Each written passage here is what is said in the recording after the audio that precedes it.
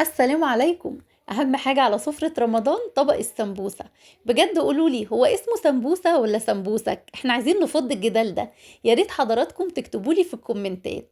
المهم ان هو طبق جميل من المقبلات بيبقى جنب الاكل. ليه حشوات كتيرة وكلها بجد خطيرة. بس احنا النهاردة هنعمله بحشوة حضرتك مش هتبطلي تعمليها كل يوم. ميكس من الجبن. بيبقى خفيف وجميل والولاد كتير بيفضلوه. يلا بقى نشوف السمبوسة القمر دي اتعملت ازاي. يلا بقى عشان احنا مستعجلين. انا هنا معايا ميكس من الجبن. اي نوع جبن عند حضرتك. انا هنا كان عندي رومي على الشيدر على موتزاريلا.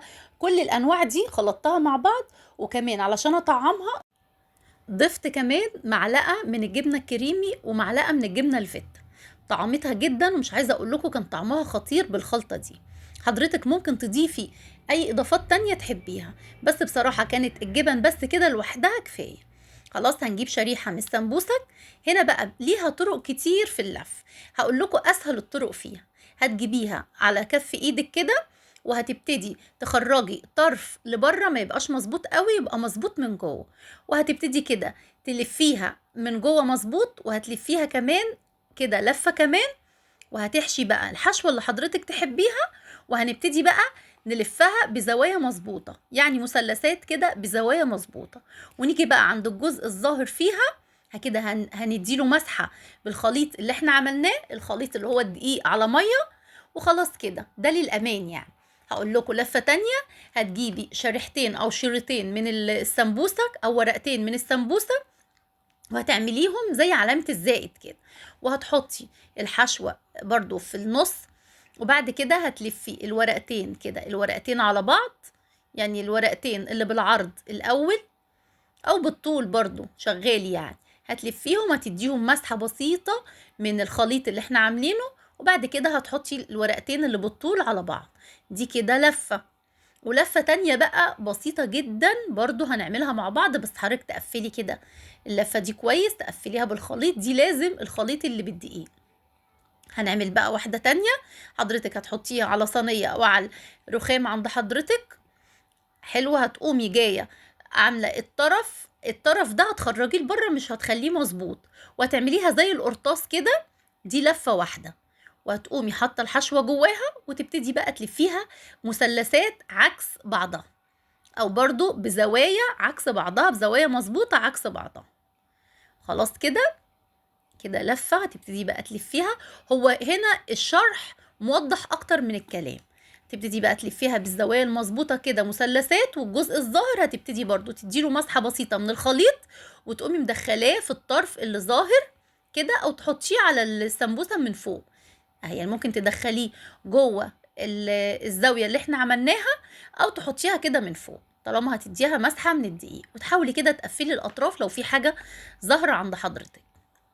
بصي ما شاء الله تبارك الله شكلها جميل قوي. وكمان ما بتفكش معاكي خالص وما بتشربش معاكي. طب ايه بقى اللي بيخلي السمبوسة تشرب معانا زيت يا رودي؟ نوع السمبوسة نفسها حاولي تجيبيها من كنفاني كده. يكون كويس وتكون طازة. بتفرق جدا في الطعم وما بتفتحش معاكي.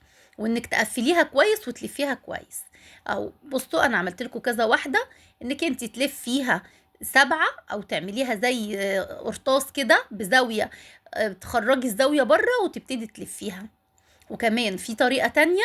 بعد ما نخلص دي حضرتك هتجيبي الشريحة وهتحطيها عند حضرتك على البلانشة يعني. وبعد كده هتحطي الخليط في أول الطرف. يعني الخليط اللي حضرتك تحبيه أو الحشوة اللي حضرتك تحبيها. هتحطيها في أول الطرف كده. بعد كده تعمليها 7 بزاوية. اهي. بصوا حضراتكم بتحطي الخليط او بتحطي الحشوه اي حشوه بقى لحمه مفرومه فراخ بسطرمه. ميكس الجبن بس صدقوني اخف واطعم.